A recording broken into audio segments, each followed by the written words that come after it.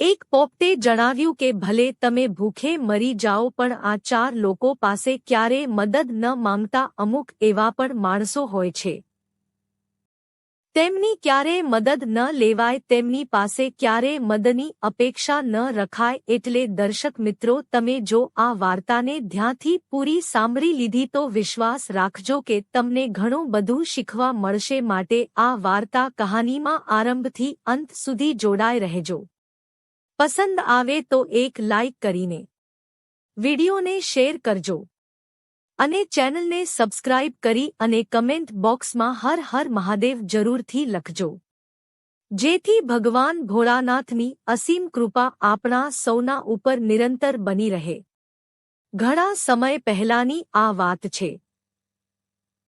એક નગરમાં 2 ભાઈઓ રહેતા હતા. એકનું નામ વિષ્ણુ અને મોટા ભાઈનું નામ ગંગારામ હતું.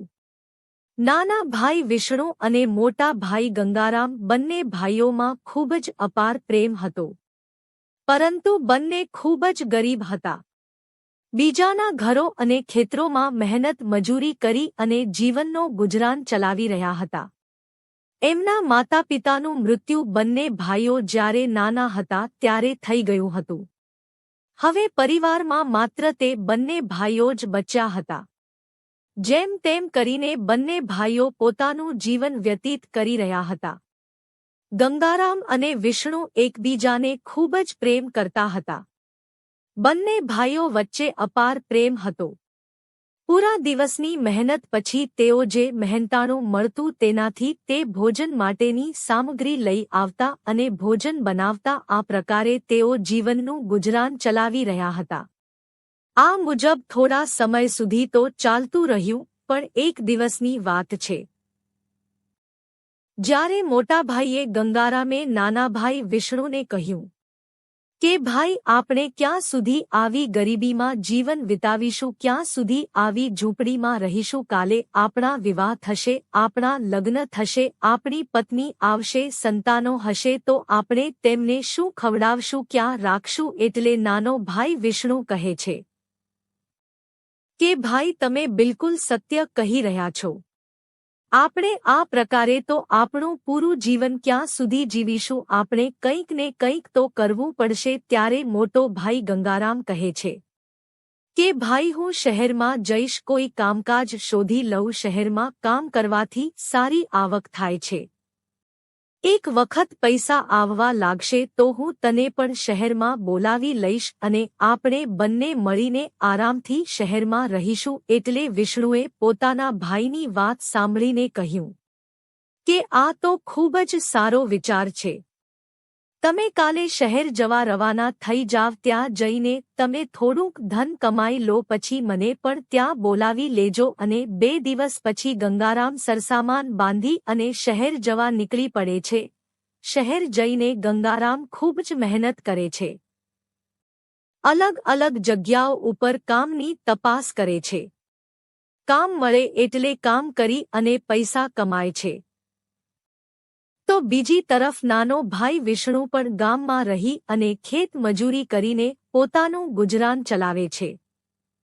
શહેરમાં ગંગારામનો વેપાર ધંધો સારો ચાલવા લાગે છે અને તે ધીરે ધીરે ધનવાન બનતો જાય છે. તેણે શહેરમાં પોતાના માટે એક મોટું મકાન ખરીદી લીધું અને એક સુંદર સ્ત્રી સાથે વિવાહ પણ કરી લીધા. અને બીજી તરફ વિષ્ણુ પોતાના મોટા ભાઈના બોલાવવાની રાહ જોઈ રહ્યો હતો. એ રોજ વિચારતો હતો કે આજે મારો ભાઈ મને લેવા આવશે, કાલે મારો ભાઈ મને લેવા આવશે. મારો ભાઈ શહેરમાં ખૂબ જ મોટો શેઠ બની ચૂક્યો છે, પરંતુ તેના ભાઈનો કોઈ બોલાવો નથી આવતો કે ના તો તેનો ભાઈ પોતે પણ તેને લેવા માટે નથી આવતો. થોડા વર્ષ વીતી ગયા પછી વિષ્ણુ પણ ગામમાં એક સ્ત્રી જોડે લગ્ન કરી લે છે અને ગામના પોતાના તૂટેલા ઘરમાં રહેવા લાગે છે. વિષ્ણુ બીજાના ખેતરોમાં હાળ ચલાવતો, મજૂરી કરતો અને તેનાથી જે આવક થતી તેનાથી પોતાનો અને તેની પત્નીનો ગુજારો કરતો. અમુક સમય સુધી આ પ્રમાણે ચાલ્યા કર્યું અને એક દિવસ વિષ્ણુની પત્ની ગર્ભવતી બને છે. એટલે વિષ્ણુ ખૂબ જ ખુશ થાય છે અને વિચાર કરે છે કે હવે આપણને સંતાનનું સુખ પ્રાપ્ત થશે, તો બીજી તરફ એના મનમાં એક દુઃખ પણ હતું. એ વિચારતો હતો કે મારાથી મારો અને મારી પત્નીનો ખર્ચો પણ માંડ પૂરું થાય છે. બે ટંકનું ભોજન પણ મુશ્કેલથી નસીબ થાય છે. હવે મારું સંતાન આવશે, એ સંતાન પછી મોટું થશે, પછી ખર્ચો વધશે અને હું આ બધું ક્યાંથી પૂરું કરીશ? સમય ધીમે ધીમે વીતે છે ને સંતાનનો જન્મ થયો. સંતાનનો જન્મ થતાની સાથે જ વિષ્ણુ પોતાના બધા જ દુઃખ ભૂલી ગયો અને ખૂબ જ પ્રસન્ન થઈ ગયો. હવે તે બે ગણું કામ કરવા લાગ્યો. દિવસના ખેતરોમાં મજૂરી કરતો અને રાત્રે બીજી જગ્યા પર જઈને કામ કરવા લાગતો, અને આટલું કર્યા છતાં પણ વિષ્ણુ એટલું કમાઈ ન શકતો હતો કે સારી રીતે તે તેનું પોતાનું, તેની પત્નીનું અને બાળકનું પેટ ભરી શકે. ક્યારેક તો એવું પણ બનતું કે વિષ્ણુ પોતે ભૂખ્યો રહીને પોતાની પત્ની અને બાળકને જમાડતો. થોડો સમય સુધી આવું ચાલે છે. પછી એક સમય એવો પણ આવે છે ત્યારે વિષ્ણુ પાસે પોતાની પત્નીને, બાળકને ખવડાવવા માટે એક ટંકનું ભોજન પણ બચતું નહોતું. હવે વિષ્ણુની પત્ની અને બાળક ઘણી વખત ભૂખ્યા દિવસો વિતાવવા પર મજબૂર બને છે. વિષ્ણુનો પુત્ર તેની માને કહે છે કે માં, મને કંઈ ખાવા માટે આપ, મને ભૂખ લાગી છે. પરંતુ વિષ્ણુની પત્ની બિચારી શું કરી શકે? ઘરમાં અનાજનો એક દાણો પણ ન હતો, ઘરની જમીન પણ ન હતી, અને આવી પરિસ્થિતિ જોઈ અને વિષ્ણુની પત્ની રડવા લાગે છે.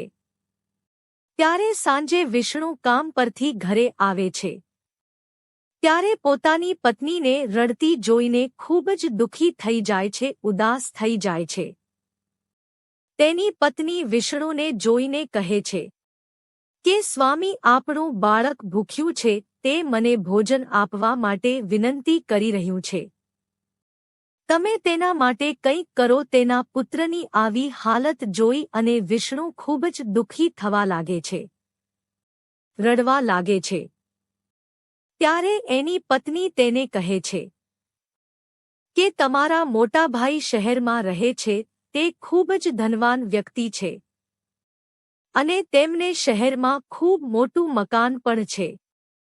તમે શહેર જતા રહો અને તેમની પાસેથી મદદ માંગો. તમારા મોટા ભાઈ તમારી સહાયતા જરૂર કરશે. તમે તેમની પાસે થોડા પૈસા માંગી લાવો અને એનાથી થોડા દિવસો સુધી આપણું પેટ ભરીને સારી રીતે જમી શકીશું. આપણા ઘરનું ગુજરાન સારી રીતે ચાલી શકશે. વિષ્ણુ તેની પત્નીની વાત સાંભળીને કહે છે કે તું સત્ય કહી રહી છે.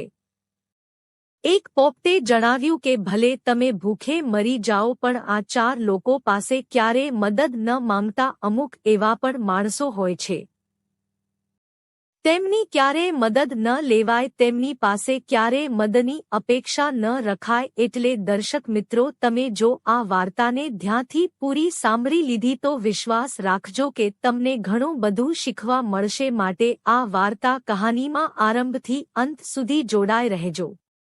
પસંદ આવે તો એક લાઇક કરીને વિડિયોને શેર કરજો અને ચેનલને સબસ્ક્રાઇબ કરી અને કમેન્ટ બોક્સમાં હર હર મહાદેવ જરૂરથી લખજો, જેથી ભગવાન ભોળાનાથની અસીમ કૃપા આપણા સૌના ઉપર નિરંતર બની રહે. ઘણા સમય પહેલાની આ વાત છે. એક નગરમાં 2 ભાઈઓ રહેતા હતા. એકનું નામ વિષ્ણુ અને મોટા ભાઈનું નામ ગંગારામ હતું. નાના ભાઈ વિષ્ણુ અને મોટા ભાઈ ગંગારામ, બંને ભાઈઓમાં ખૂબ જ અપાર પ્રેમ હતો, પરંતુ બંને ખૂબ જ ગરીબ હતા. બીજાના ઘરો અને ખેતરોમાં મહેનત મજૂરી કરી અને જીવનનો ગુજરાન ચલાવી રહ્યા હતા. એમના માતા પિતાનું મૃત્યુ બંને ભાઈઓ જ્યારે નાના હતા ત્યારે થઈ ગયું હતું. હવે પરિવારમાં માત્ર તે બંને ભાઈઓ જ બચ્યા હતા. જેમ તેમ કરીને બંને ભાઈઓ પોતાનું જીવન વ્યતીત કરી રહ્યા હતા. ગંગારામ અને વિષ્ણુ એકબીજાને ખૂબ જ પ્રેમ કરતા હતા. બંને ભાઈઓ વચ્ચે અપાર પ્રેમ હતો. પૂરા દિવસની મહેનત પછી તેઓ જે મહેનતાણું મળતું તેનાથી તે ભોજન માટેની સામગ્રી લઈ આવતા અને ભોજન બનાવતા. આ પ્રકારે તેઓ જીવનનું ગુજરાન ચલાવી રહ્યા હતા. આ મુજબ થોડા સમય સુધી તો ચાલતું રહ્યું, પણ એક દિવસની વાત છે. જ્યારે મોટા ભાઈએ ગંગારામે નાના ભાઈ વિષ્ણુને કહ્યું કે ભાઈ, આપણે ક્યાં સુધી આવી ગરીબીમાં જીવન વિતાવીશું, ક્યાં સુધી આવી ઝૂંપડીમાં રહીશું? કાલે આપણા વિવાહ થશે, આપણા લગ્ન થશે, આપણી પત્ની આવશે, સંતાનો હશે, તો આપણે તેમને શું ખવડાવશું, ક્યાં રાખશું? એટલે નાનો ભાઈ વિષ્ણુ કહે છે કે ભાઈ, તમે બિલકુલ સત્ય કહી રહ્યા છો. આપણે આ પ્રકારે તો આપણું પૂરું જીવન ક્યાં સુધી જીવીશું? આપણે કંઈક ને કંઈક તો કરવું પડશે. ત્યારે મોટો ભાઈ ગંગારામ કહે છે કે ભાઈ, હું શહેરમાં જઈશ, કોઈ કામકાજ શોધી લઉં. શહેરમાં કામ કરવાથી સારી આવક થાય છે. એક વખત પૈસા આવવા લાગશે તો હું તને પણ શહેરમાં બોલાવી લઈશ અને આપણે બંને મળીને આરામથી શહેરમાં રહીશું. એટલે વિષ્ણુએ પોતાના ભાઈની વાત સાંભળીને કહ્યું કે આ તો ખૂબ જ સારો વિચાર છે. તમે કાલે શહેર જવા રવાના થઈ જાવ. ત્યાં જઈને તમે થોડુંક ધન કમાઈ લો, પછી મને પણ ત્યાં બોલાવી લેજો. અને 2 દિવસ પછી ગંગારામ સરસામાન બાંધી અને શહેર જવા નીકળી પડે છે. શહેર જઈને ગંગારામ ખૂબ જ મહેનત કરે છે. અલગ અલગ જગ્યાઓ ઉપર કામની તપાસ કરે છે. કામ મળે એટલે કામ કરી અને પૈસા કમાય છે. તો બીજી તરફ નાનો ભાઈ વિષ્ણુ પણ ગામમાં રહી અને ખેત મજૂરી કરીને પોતાનું ગુજરાન ચલાવે છે. શહેરમાં ગંગારામનો વેપાર ધંધો સારો ચાલવા લાગે છે અને તે ધીરે ધીરે ધનવાન બનતો જાય છે. તેણે શહેરમાં પોતાના માટે એક મોટું મકાન ખરીદી લીધું અને એક સુંદર સ્ત્રી સાથે વિવાહ પણ કરી લીધા. અને બીજી તરફ વિષ્ણુ પોતાના મોટા ભાઈના બોલાવવાની રાહ જોઈ રહ્યો હતો. એ રોજ વિચારતો હતો કે આજે મારો ભાઈ મને લેવા આવશે, કાલે મારો ભાઈ મને લેવા આવશે. મારો ભાઈ શહેરમાં ખૂબ જ મોટો શેઠ બની ચૂક્યો છે, પરંતુ તેના ભાઈનો કોઈ બોલાવો નથી આવતો કે ના તો તેનો ભાઈ પોતે પણ તેને લેવા માટે નથી આવતો. થોડા વર્ષ વીતી ગયા પછી વિષ્ણુ પણ ગામમાં એક સ્ત્રી જોડે લગ્ન કરી લે છે અને ગામના પોતાના તૂટેલા ઘરમાં રહેવા લાગે છે. વિષ્ણુ બીજાના ખેતરોમાં હાળ ચલાવતો, મજૂરી કરતો અને તેનાથી જે આવક થતી તેનાથી પોતાનો અને તેની પત્નીનો ગુજારો કરતો. અમુક સમય સુધી આ પ્રમાણે ચાલ્યા કર્યું અને એક દિવસ વિષ્ણુની પત્ની ગર્ભવતી બને છે. એટલે વિષ્ણુ ખૂબ જ ખુશ થાય છે અને વિચાર કરે છે કે હવે આપણને સંતાનનું સુખ પ્રાપ્ત થશે. તો બીજી તરફ એના મનમાં એક દુઃખ પણ હતું. એ વિચારતો હતો કે મારાથી મારો અને મારી પત્નીનો ખર્ચો પણ માંડ પૂરું થાય છે. 2 ટંકનું ભોજન પણ મુશ્કેલથી નસીબ થાય છે. હવે મારું સંતાન આવશે, એ સંતાન પછી મોટું થશે, પછી ખર્ચો વધશે અને હું આ બધું ક્યાંથી પૂરું કરીશ? સમય ધીમે ધીમે વીતે છે ને સંતાનનો જન્મ થયો. સંતાનનો જન્મ થતાની સાથે જ વિષ્ણુ પોતાના બધા જ દુઃખ ભૂલી ગયો અને ખૂબ જ પ્રસન્ન થઈ ગયો. હવે તે 2 ગણું કામ કરવા લાગ્યો. દિવસના ખેતરોમાં મજૂરી કરતો અને રાત્રે બીજી જગ્યા પર જઈને કામ કરવા લાગતો. અને આટલું કર્યા છતાં પણ વિષ્ણુ એટલું કમાઈ ન શકતો હતો કે સારી રીતે તે તેનું પોતાનું, તેની પત્નીનું અને બાળકનું પેટ ભરી શકે. ક્યારેક તો એવું પણ બનતું કે વિષ્ણુ પોતે ભૂખ્યો રહીને પોતાની પત્ની અને બાળકને જમાડતો. થોડો સમય સુધી આવું ચાલે છે. મારે શહેર જઈને મારા ભાઈ પાસે મદદ માંગવી જોઈએ. આવો વિચાર કરીને પણ આવે છે. બીજા દિવસે ત્યારે વિષ્ણુ પાસે શહેર જવા નીકળી પડે છે. બાળકને ખવડાવવા માટે એક ટંકનું ભોજન પણ બચતું નહોતું. હવે વિષ્ણુની શહેરનો રસ્તો બાળકથી ઘણો દૂર હતો. દિવસો વિતાવ્યા પછી વિષ્ણુ શહેરમાં પહોંચી જાય છે અને લોકોને પૂછતા પૂછતા પોતાના મોટા ભાઈ ગંગારામના ઘરે પહોંચે છે. કહે છે જ્યારે પોતાના મોટા ભાઈ માટે આપ મને ભૂખ લાગી છે તો પરંતુ વિષ્ણુ અંજાઈ ગઈ બિચારી શું કરી શકે ઘરમાં આલિશાન બંગલો દાણો ઘરની બહાર ઘરની જમીન ચાકર કામ કરી રહ્યા અને પરિસ્થિતિ જોઈ અને વિષ્ણુની પત્ની રડવા લાગે છે અને તે બંગલાની અંદર પ્રવેશ કરવા જાય છે સાંજે વિષ્ણુ કામ પરથી ઘરે આવે છે ત્યારે બંગલાની બહાર પોતાની પત્નીને રડતી જોઈને ખૂબ જ દુઃખી થઈ જાય છે ઉદાસ થઈ જાય છે કે અરે ભાઈ ક્યાં ઘૂસી રહ્યા છો ગરીબો અને ભિખારીઓને અંદર પ્રવેશવાની અનુમતિ નથી ત્યારે વિષ્ણુ કહે છે બાળક ભૂખ્યું છે કે અરે ભાઈ મારા મોટા ભાઈ વિનંતી કરી રહ્યું છે હું તેમનો નાનો ભાઈ છું કૃપા કરીને મને અંદર જવા દો પણ તમે તેના માટે કંઈ કરો તેના અને ચોકીદાર હાલત જોઈ અને વિશ્વાસ નથી કરતો એટલે અંદર જઈને એના શેઠને પૂછે છે રડવા લાગે છે કે શેઠજી બહાર કોઈ વિષ્ણુ નામનો માણસ આવ્યો છે ત્યારે એની પત્ની તેને કહે છે કે તે તમારો નાનો ભાઈ મોટા ભાઈ શહેરમાં રહે સાંભળીને ગંગારામ ધનવાન હેરાન થઈ ગયો અને તે કહે છે કે હા તે મારો નાનો ભાઈ છે અને તેમને શહેરમાં ખૂબ મોટું મકાન પણ છે તેને અંદર આવવા દો ચોકીદાર જતા રહો અને વિષ્ણુ પાસેથી પૂરા આદર માનો તમારા મોટા ભાઈ તમારી સહાયતા જરૂર કરશે તમે તેમની પાસે થોડા પૈસા માંગી લાવો અને નાનો ભાઈ મોટા ભાઈને સુધી આમાં જોઈને વિચાર સારી રીતે જમી શકીશું કે મારો ભાઈ ગુજરાત સારી રીતે ચાલી શકશે વિષ્ણુ તેની પત્નીની વાત સાંભળીને ગળે લગાવીને રડવા લાગે છે અને કહે છે કે તું મારી હાલત ખૂબ જ ખરાબ છે ભાઈ મારી પાસે ગામમાં 2 ટંકનું ભોજન પણ નથી હું વર્ષોથી ગામમાં તમારા બોલાવવાની રાહ જોઈ રહ્યો હતો પરંતુ તમે મને બોલાવ્યો નહીં તમે આટલા મોટા ધનવાન માણસ બની ગયા છો તો પછી તમે મને શહેરમાં કેમ ન બોલાવ્યો પરંતુ વિષ્ણુનો મોટો ભાઈ શહેરમાં આવીને ખૂબ જ બદલાઈ ગયો હતો હવે તે પોતાના નાના ભાઈને પ્રેમ નહોતો કરતો એને તો ધન દોલત અને ઇશ્ક આરામથી પ્રેમ હતો ગંગારામ તેના ભાઈને કહે છે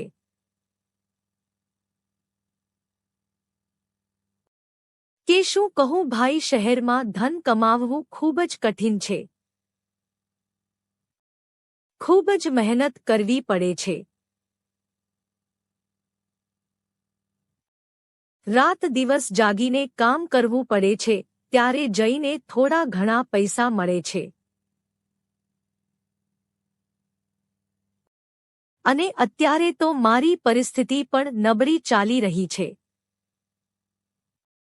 અત્યારે તો મારો ધંધો પણ ખોટમાં ચાલી રહ્યો છે જ્યારે વેપાર પાછો ચાલવા લાગશે ત્યારે હું તને જરૂર બોલાવી લઈશ એટલે વિષ્ણુ કહે છે કે ભાઈ એ તો બધું બરાબર છે તમે મારી થોડીક સહાયતા કરો મારા ઘરે મારી પત્ની અને બાળકો ભૂખ્યા છે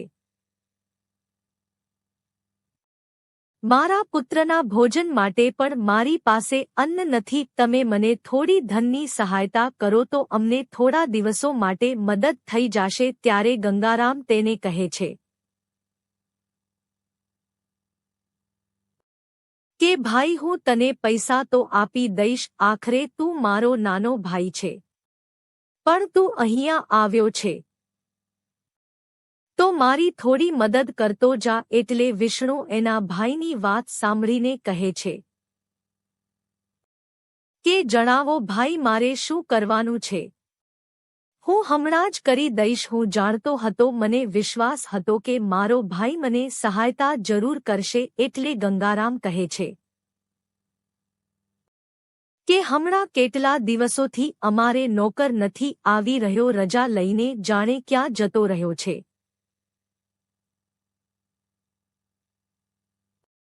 ખબર નથી મારા ઘરના ઘણા બધા કામો બાકી પડેલા છે તેને પૂરા કરી આપો બહાર જઈને ઘરનો સામાન લઈ આવો હવે તારી ભાભીથી આ ઘરનું કામ પણ થાતું નથી તો એ પણ કરી આપ તારે 2 ટંકનું ભોજન બનાવવું પડશે ઘરની સફાઈ કરવી પડશે અને ગાડીઓને સાફ કરવી પડશે દર્શક મિત્રો એના મોટા ભાઈની આવી વાતો સાંભળી આવી શરતો સાંભળીને વિષ્ણુ વિચારમાં પડી જાય છે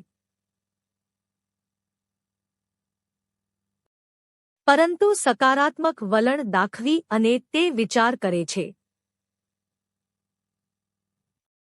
કે ભાઈને નોકર નથી આવી રહ્યો એટલે ભાઈએ મને કીધું છે આટલા દિવસો પછી હું આવ્યો છું તો કામ તો જરૂર કરી દઈશ અને પોતાના ભાઈના ઘરમાં કામ કરવામાં કેવી શરમ આવો વિચાર કરીને એ વિષ્ણુ મોટા ભાઈના ઘરમાં કામ કરવા લાગી જાય છે આખો દિવસ કામ કરે છે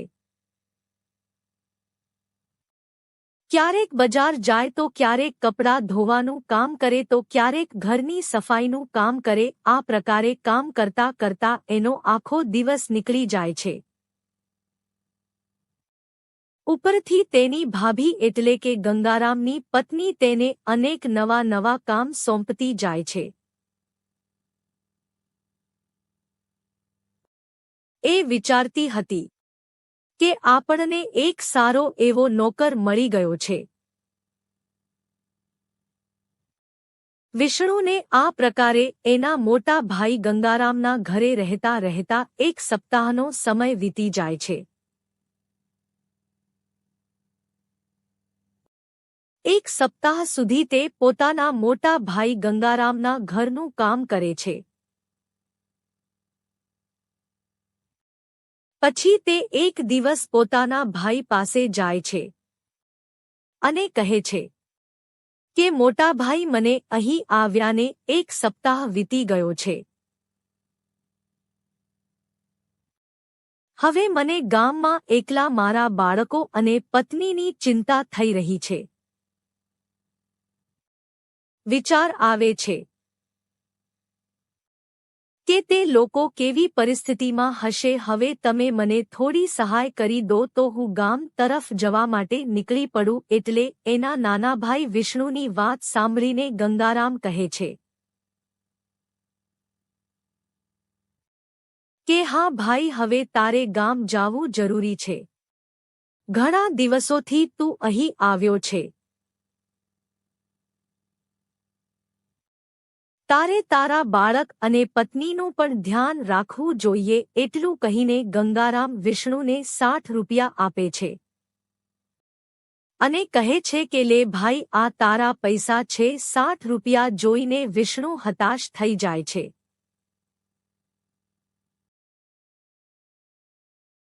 અને કહે છે કે ભાઈ તમે મને માત્ર 60 રૂપિયા જ આપ્યા આટલા પૈસાથી મારું જીવન કેટલા દિવસ ચાલશે આટલું સાંભળતાની સાથે જ ગંગા કહે છે કે ભાઈ મેં તને પહેલાથી જ કહ્યું હતું કે મારો ધંધો કંઈ ખાસ નથી હાલ મને ઠંડી ચાલી રહી છે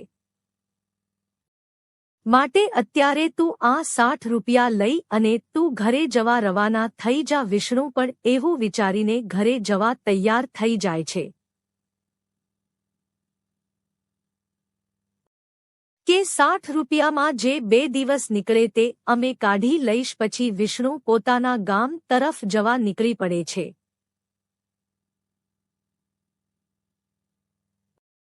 જ્યારે વિષ્ણુ રવાના થઈ રહ્યો હતો ત્યારે પાછળથી અવાજ દઈને તેનો મોટો ભાઈ ગંગારામ કહે છે કે ભાઈ આ આવનાર સપ્તાહમાં મારા જન્મદિવસ નિમિત્તે હું એક મોટો ભોજન સમારંભ યોજી રહ્યો છું તો તું તારા બાળકને પત્ની સાથે જરૂર આવજે એના મોટા ભાઈની વાત સાંભળીને વિષ્ણુ પણ ખૂબ જ પ્રસન્ન થાય છે અને વિચારે છે કે આટલી મોટી ઉજવણીમાં મને બોલાવી રહ્યો છે હવે વિષ્ણુ ગામ તરફ પ્રયાણ કરે છે ગામ પહોંચે છે અને તેની પત્નીને 60 રૂપિયા આપતા કહે છે કે મારા ભાઈએ મને 60 રૂપિયા આપ્યા છે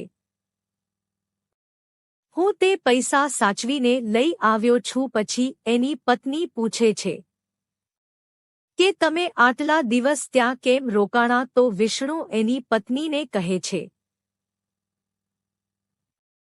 કે ભાગ્યવાન મારા ભાઈના ઘરે ઘણા દિવસોથી નોકર નથી આવતો એટલે થોડા દિવસ મેં ઘરનું કામ કર્યું ભાભીથી હવે કામ થાતું નથી। આટલું સાંભળીને તેની પત્ની કહે છે કે આ શું તમે જેઠજીના ઘરે આટલા બધા દિવસો સુધી નોકરોની જેમ કામ કરતા રહ્યા અને એમણે તમને માત્ર 60 રૂપિયા આપીને ચાલતા કરી દીધા, આમાં આપણું શું થાશે? વિષ્ણુ તેની પત્નીને કહે છે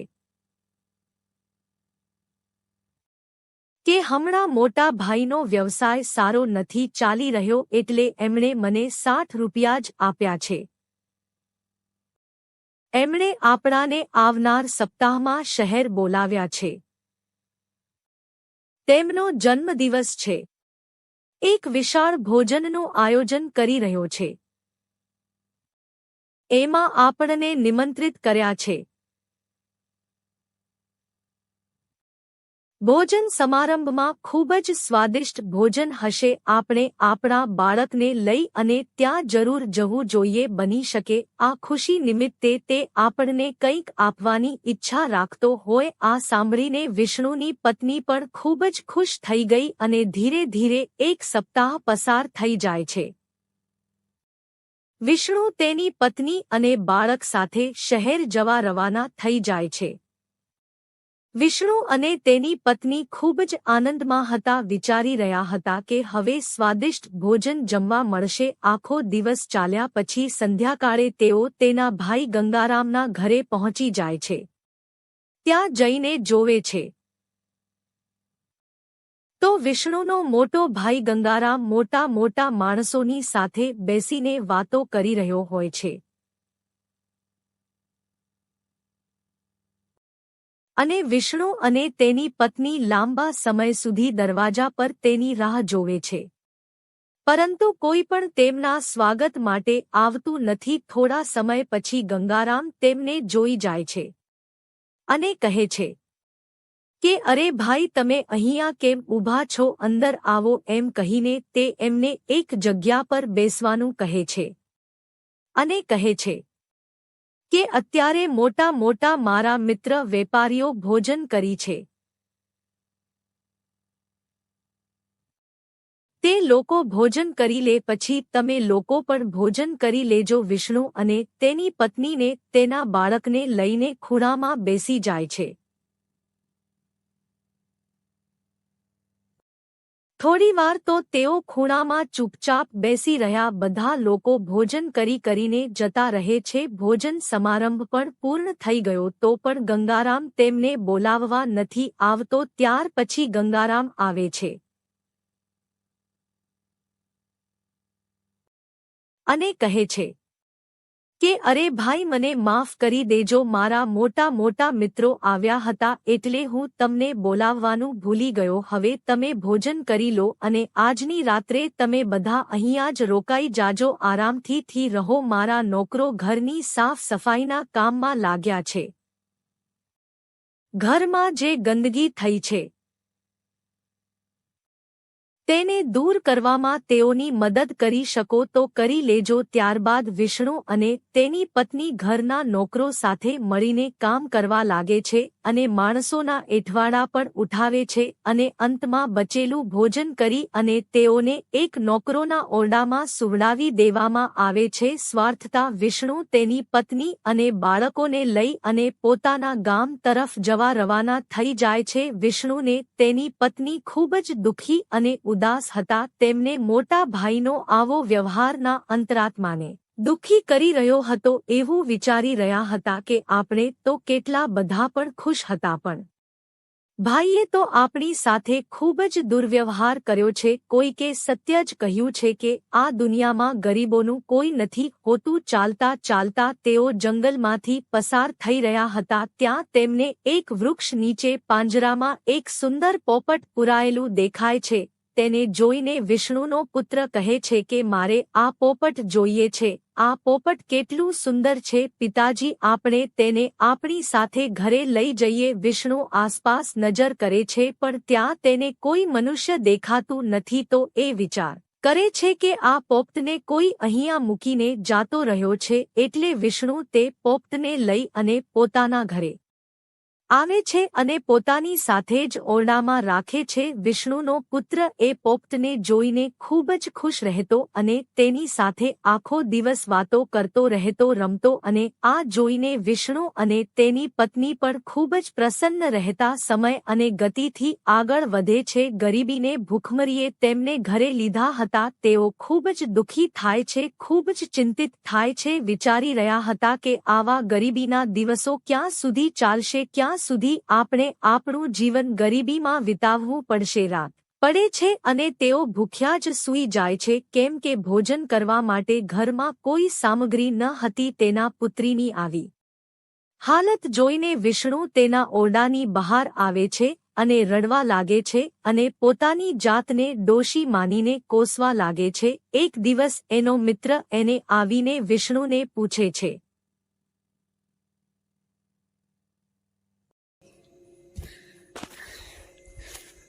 અને આ રીતે વિષ્ણુ મદિરા પીવા લાગ્યો અને જ્યાં સુધી એની પાસે પૈસા હોય ત્યાં સુધી તે મદિરાનું સેવન કરતો અને ધીમે ધીમે તેને એ દારૂની લત લાગી જાય છે. તે નશામાં ધૂત રહેવા લાગ્યો અને જ્યારે તેની પાસે મદિરા પીવાના પૈસા ખૂટે ત્યારે તેને યાદ આવે છે કે તે કેટલો ગરીબ છે. તે ફરી પાછો ચિંતા કરવા લાગે છે કે મારા ઘરમાં ખાવા પીવાનો કોઈ સામાન નથી. ફરી એનો મિત્ર એની પાસે આવે છે અને ફરી એને કહે છે કે અરે ભાઈ, તને કઈ વાતની ચિંતા છે? તો વિષ્ણુ તેને કહે છે કે ભાઈ, તારા કહેવા પર મેં મદિરા પીવાનું ચાલુ કર્યું અને હું ભૂલી જ ગયો કે મારી પરિસ્થિતિ શું છે, મારી પત્ની અને મારા નાના બાળકની શું હાલત છે. મારી પાસે તેમને ભોજન કરાવવા માટે કંઈ પણ નથી વધ્યું. હવે તું જ કહે કે હું શું કરું? ત્યારે એનો મિત્ર ફરી એને એક વખત મદિરા પીવાની સલાહ આપે છે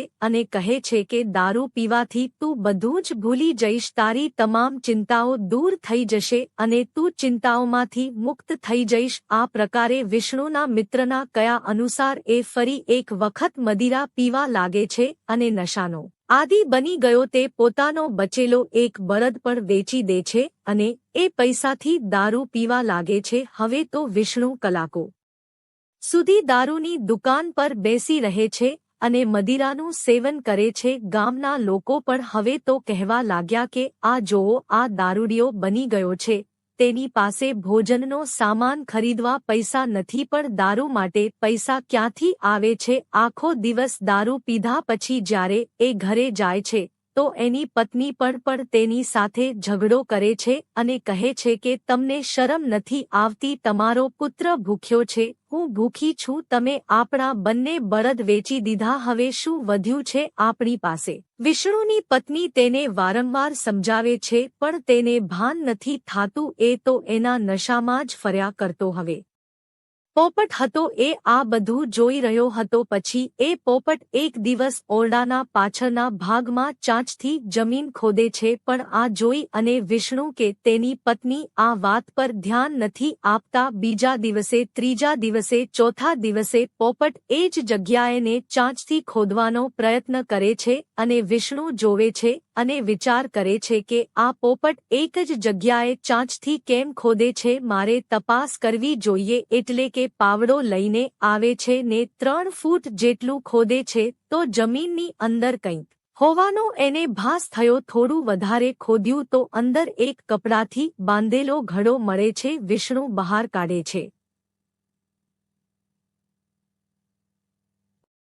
ખોલીને જોવે છે તો એની આંખો ફાટી ગઈ. એના બાપ દાદા કે પરદાદાઓનું દાંટેલું ધન હતું, જેમાં સોનાના જૂનવણી સિક્કા દાગીનાઓ હતા. વિષ્ણુ ગડોલીને દોડતો પોતાની પત્ની પાસે જાય છે અને કહે છે કે પ્રિય, મને ખૂબ જ મોટો ખજાનો અને ધન સંપત્તિ મળી ચૂક્યા છે. હવે આપણા બધા દુઃખ દૂર થઈ જશે અને આપણે ધનવાન બની જઈશું. દર્શક મિત્રો, એ ધનથી વિષ્ણુની ગરીબી તો દૂર થઈ ગઈ અને સમય એની પાસે પોતાની જમીન હતી, પોતાનો વેપાર કારોબાર હતો અને સમયનું ચક્ર ફર્યું. એનો ભાઈ શહેરમાં ધંધા કારોબારમાં મોટું નુકસાન આવવાથી કંગાળ થઈ ચૂક્યો હતો. એનું મકાન દુકાન બધું જ વેચાઈ ચૂક્યું હતું. વિષ્ણુ અને તેની પત્ની ભગવાનનો ખૂબ ખૂબ આભાર માને છે અને પોપટનો પણ આભાર માને છે. એક રાત્રિએ વિષ્ણુ સૂતો હોય છે ત્યારે એને એક સપનું આવે છે અને સપનામાં એ જ પોપટ આવે છે અને માનવ ભાષામાં બોલે છે કે હું તમને આ 4 કિંમતી વાતો જણાવું છું. કહેવાય છે કે ભૂખ્યા ભલે મરી જાજો પણ આ 4 પ્રકારના મનુષ્યો પાસેથી ક્યારેય મદદ ન માંગતા. એક એવો ભાઈ, બીજો એવો મિત્ર કે જે તમારા પાસેથી ધનના બદલામાં ખોટું કામ કરાવવાની અપેક્ષા રાખતો હોય અથવા કોઈપણ જાતની શરતો રાખે એવો વ્યક્તિ કોઈ દિવસ તમારી મદદ ના કરી શકે, જેના મનમાં લાલચ અને સ્વાર્થ ભરેલ હોય છે. સાચો મિત્ર ક્યારેય તમારી પાસેથી કોઈપણ જાતની લાલચ કે અપેક્ષા રાખ્યા વગર નિસ્વાર્થ રૂપે મદદ કરે છે. જે વ્યક્તિની વિચારધારા તમારા માટે નિમસ્તરની હોય, જે તમને ખરાબ દ્રષ્ટિથી જોતો હોય, એવા વ્યક્તિ પાસે ભૂલથી પણ મદદની અપેક્ષા ન રાખતા ભલે ભૂખ્યા કેમ ન રહેવું પડે. આવો વ્યક્તિ તમારી આવી હાલત પર એ મનમાં અને મનમાં ખુશ થતો હોય છે અને પીઠ પાછળથી તમારી મજાક પણ ઉડાવતો હોય છે. એવા વ્યક્તિની મદદ ક્યારેય પણ ન લેતા અને જે